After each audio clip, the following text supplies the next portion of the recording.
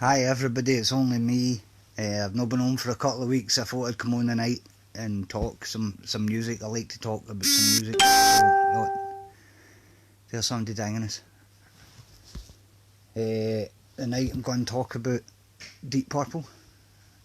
When I was doing this day, actually getting some stuff together for the day this, they were saying to me doing this day, oh, I got to do a video about Deep Purple and you got a Deep Purple t-shirt on, but they don't understand that this t-shirt, Deep Purple and Rock, and the Coverdale Hughes era Deep Purple's totally different bond. Mark II Deep Purple was the bond that made in Rock and Machine Head, Smoke in the Water, that kind of thing. Ian Gillan left, who was the singer, and Roger Glover left, who was the bass player, and they had to get new guys in to get in.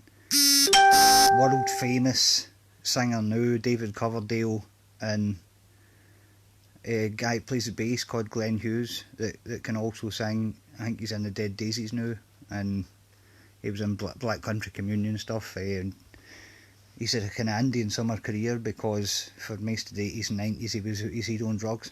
But quite a good singer, not as good as he thinks he is. But anyway, we'll crack on. First album they did is this one from 1973, Burn. I always loved that album cover. I remember that was one of the things that made me get this album about 30 years ago. And it's like the heads of the can, it's quite like the Deep Purple and Rock with the 5 heads, but it's made into, they're all cornels, and then on the back they've got the bit there with them all melted. What songs have we got here? This is actually a pretty good album. This isn't a ball hair away for again to me. Deep Purple had to make one album for me. Deep Purple and Rock is an amazing album. It's like a bomb going off. Nothing's ever come close to that for me for Deep Purple. Again, a lot of folk like Machine Head and stuff, but if they only ever done Deep Purple and Rock, that was enough. Again, it's up there with the best albums all time, really. But again, that's a pretty good album. Different approach for Mark II Deep Purple, because the thing was, you had David Coverdale and Glenn Hughes could both sing, and they kind of sang these kind of weird harmonies. So these songs are all kind of heavy vocal numbers. I think Mistreated is the only one that David Coverdale sings himself. Last song there, A2 Hunter's instrumental track. But the track Burn, again, that's up there with Highway Star and Child in Time, Smoke in the Water, kind of one of the all-time great Deep Purple songs. This is a really good heavy metal album with the kind of vocal harmonies. You can't go wrong with Burn, really. Well worth picking up. If they had kept going in direction of Burn, there would have been some quite good music to be made, I think. But next album they kind of changed a bit with the Stormbringer album. Oh, incidentally, Burn's also available on this 30th anniversary CD, which Deep Purple done quite a good run of these, but it was just a remaster, it wasn't a remix. Roger Glover remixed all the Mark II albums, but he didn't want anything to do with the ones that he wasn't involved in playing on. So this one, it's got remixes tagged on at the end there, but I don't even know who done them. There's no DVD or nothing in that, so even if you just get the ordinary Burn album, which is alright. But anyway, moving on to Stormbringer here. Nice heavy metal album cover with the flying Pegasus style horse flying over like a tornado there. but this time they'd started changing a bit. Deep Purple. It's not a very guitar driven album, this one. It's mere Glenn Hughes came from a band called Trapeze that did a kind of embryonic kind of funk rock kind of thing, and I think his influence was starting to creep into this. I think David Coverdale was kind of going in that direction too, which he would go on to do a bit more kind of with Whitesnake and perfect the style a wee bit more. For this album, that Richie Blackmore was taking it back. I think at the same time as this album, Richie Blackmore was putting together his first incarnation of Richie Blackmore's Rainbow. Yeah, CD version of this as well. But Ken, that's the thing about it. As a Deep Purple album, it's no the best, but as a bit of music, it's still fantastic. Ken, everybody that was ever in Deep Purple was really good musician. Ken, there's some good songs on there. Stormbringer's kind of heavy metal, but the rest of it isn't. Holy Man's a nice wee ballad sang by Glenn Hughes.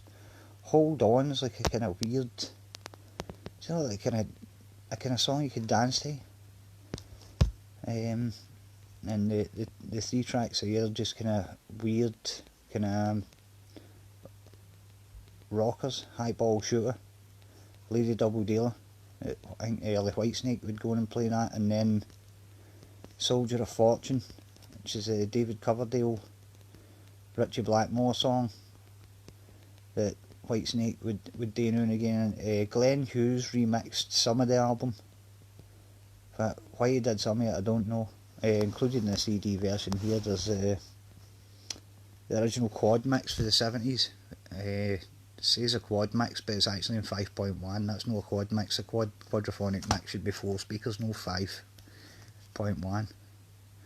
But anyway, it's worth picking up, Stormbringer. No very representative of what Deep Purple were before, but again, this is a band that's rapidly changing too fast for some of the folk in the band. Main man guitar player Richie Blackmore. Richie Blackmore is a guy that folk have got kind of different opinions about. Me, I think Richie Blackmore's one of the greatest heavy metal guitar players of all time, and if you've not got Richie Blackmore and Deep Purple, then it's no Deep Purple to me. Ken, you need to have Richie Blackmore name on the team sheet first. Again, there's a Deep Purple that's been touring for nearly 30 years now without Richie Blackmore in it, and kind of been to see them myself, good bond and stuff. But on his night, Richie Blackmore's arguably the best. He does have nights where he's shit, but again, when Richie's on, then the house is on fire. So Richie got a bond together with Ronnie James Dio and guys that he was in a bond with, the first version of Richie Blackmore's Rainbow, and left Deep Purple on his way out. Doing a few, there's some live albums there. The live in London. That's for the Burn Tour 74. Pretty good. Before Glenn Hughes started really ruining some of the live concert recordings with being obsessed with Stevie Wonder, he would whoop and sing really high that had nothing to do with it. He'd start singing stupid things that had nothing to do with rock music or Deep Purple. But to be fair, he was on the cocaine right out his nut. Live in London 1974 for the Burn Tour, that's pretty good. There's nothing. Again, with any Deep Purple album you need to be careful because there's excessive soloing, totally excessive soloing, too much. Quite often that there's bands that can do it great, and Deep Purple can do it great, but no all the time. Some nights it just turns into meandering rubbish where the band's having that much fun they forget that the crowd won't have any. Again, maybe you had to be there, I don't know, it doesn't translate very well at concert recording. So live in London is worth getting.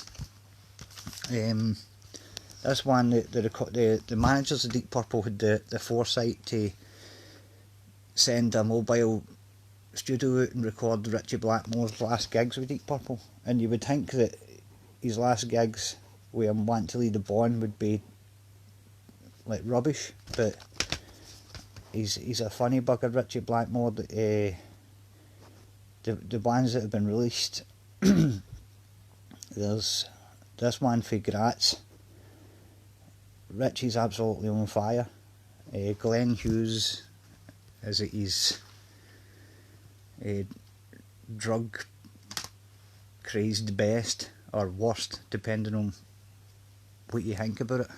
And they had this show for Paris 1975, which is actually Richie Blackmore's last gig. Again, Richie on amazing form. There's a show for Saarbrücken as well, which I don't think they've released a whole thing of that, but these 3 nights were compiled into this album called Made in Europe, which I think they were trying to kind of cash on the success of Made in Japan, that this album's nowhere near as good as Made in Japan.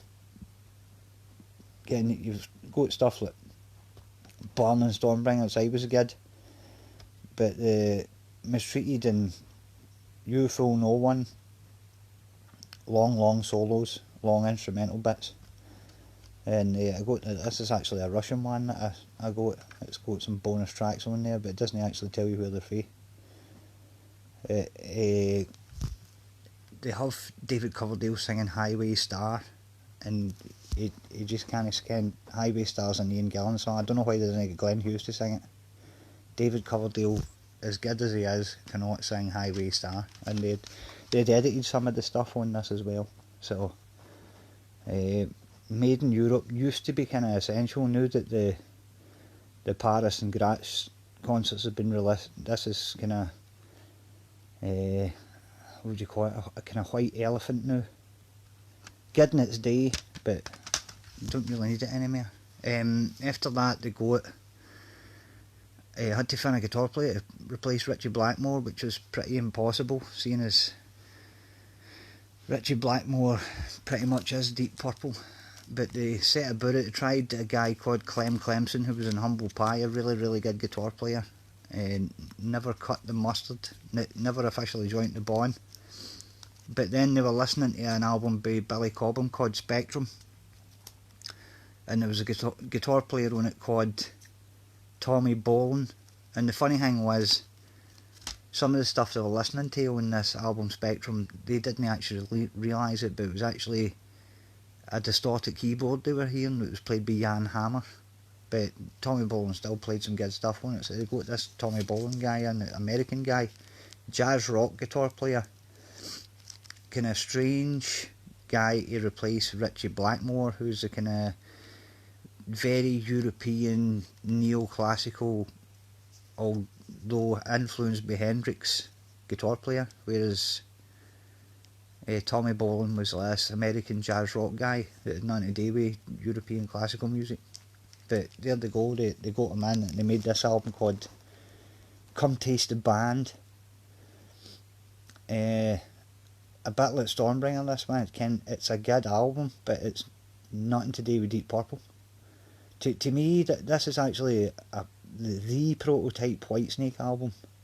For David Coverdale's the main man here, writing the songs, and Glenn Hughes does a couple of lead vocals as well. Glenn Hughes does Getting Tighter, which is a really good song, and he does Ode to G, and he's singing on that's brilliant. Outside of that, the kind of David Coverdale ones, You Keep On Moving's quite a good song. Lady Luck, Whitesnake would go and do that.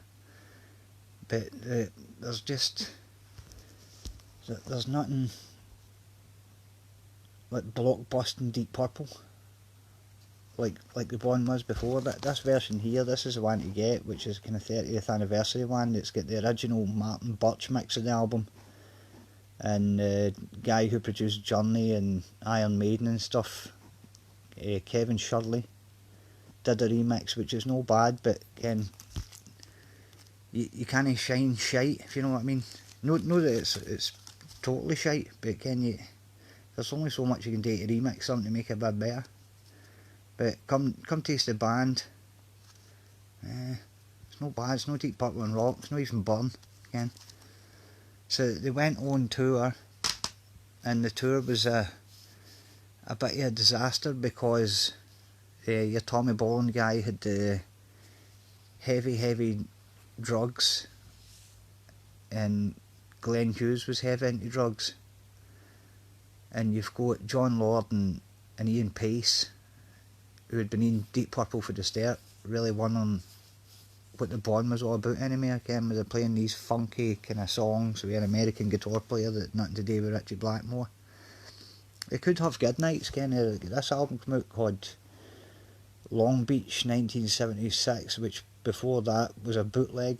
I think it was for King Biscuit, called On the Wings of a Russian Foxbat. That was what I had it for years, but it was quite nice that they brought it out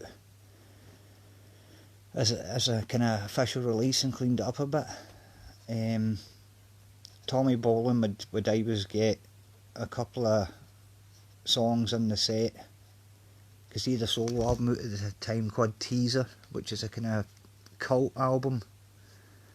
Kind of a lot of folk are kind of fans of that. Again, mostly all stuff. Again, I think there you go. Highway Star and You're Smoking the Water. That's as much as you get of the old days, the Ian Gillan days. The rest of it's all Burn and Stormbringer's in there. The rest of that stuff there all comes from the Come Taste the Band album. It's a no bad gig, but Tommy Bolin just, he's good on the Come Taste the Band stuff. He just can't do Richie Blackmore very good. Well, who could really, Ken? There's only one Richie Blackmore.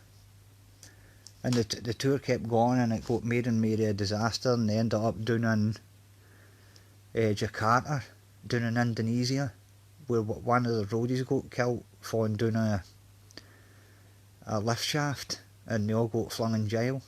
And Ken, this was in Indonesia in the mid-70s. Ken, lucky they're no still there now, because they did get flung into jail. Although I think they did have to give them a hell lot of money to get out of the country. Tommy Bolin just got worse and worse with the drugs, and they ended up in Japan, and this album came out called Last Concert in Japan. I've got the Obi for this. If you ken what an Obi is, I think it's on the inside there. It's thing you used to get in import albums. It wraps around the sleeve, because I remember I get it here. No, it's no. I'm actually gonna, well, it's in there anyway. I've got a funny feeling I bought this out of Derek McAdam's shop about 30 years ago. Derek, if you're watching, I've still got it, it's still here. But anywho, talking about this Last Concert in Japan, there we go again. They're Tommy Bolin there in the middle, that's what the man looks like there. The thing about this one was, he'd taken heroin and he fell asleep on top of his arm the night they were recording this album. So this album's all about, you've got a live album recorded with a guitar player that can only play with one finger or whatever it is, can't move his hand. So this is how he was being crap. And it's how he's been a bit of a rip-off as well, because as you can see there, just before the final track, Highway Star, it says Woman from Tokyo, which is a Ian Gillan era number. Never performed with David Coverdale singing. But it's not on this, it's actually, it's like a wee tiny bit that's in John Lord's keyboard solo. I'm still trying to get this hang out there with one on.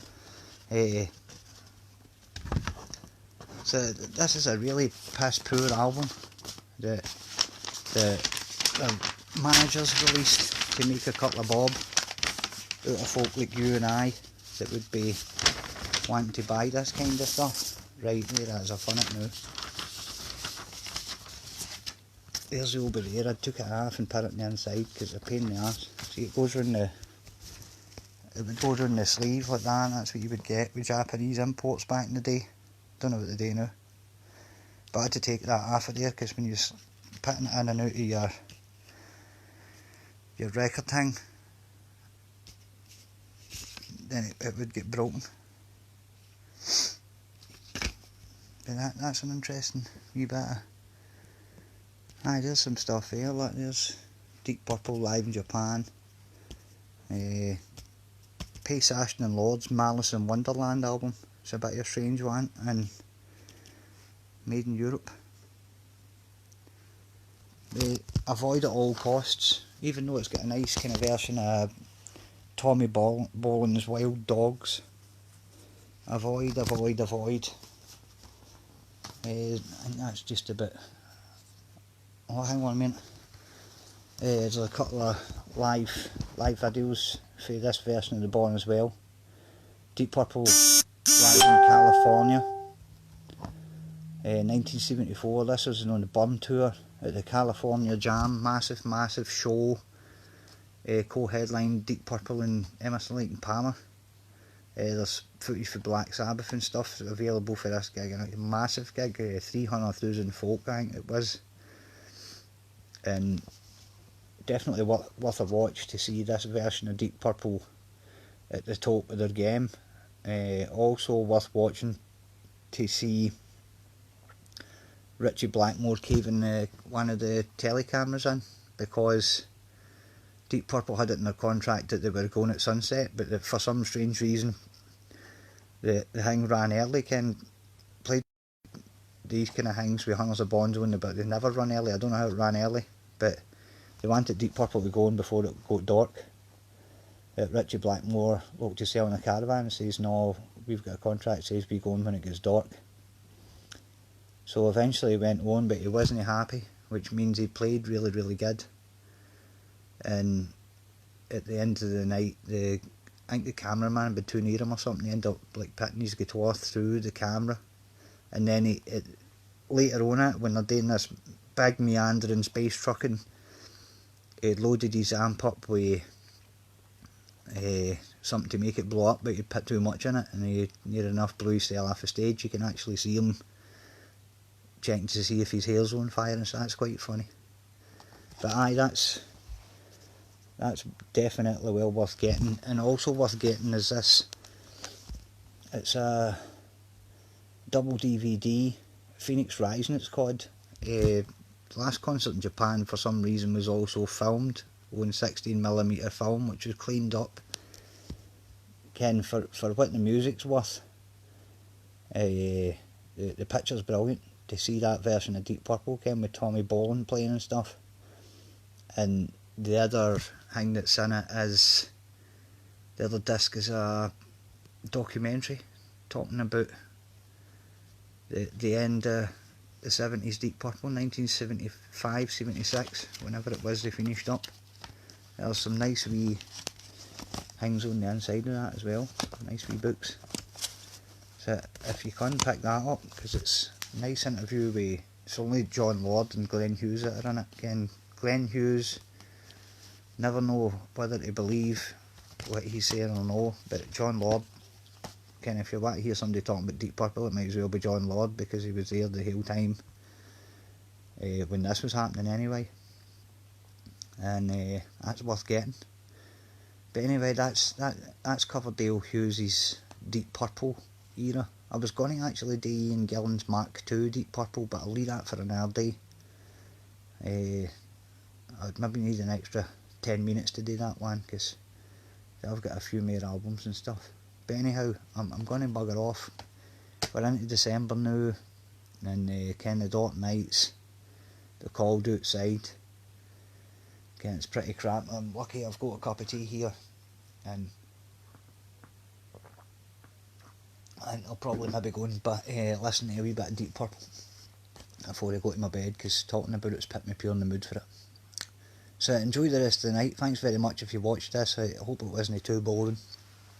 Maybe someday I'll watch it again sometime, I don't know. But it's out there, Ken.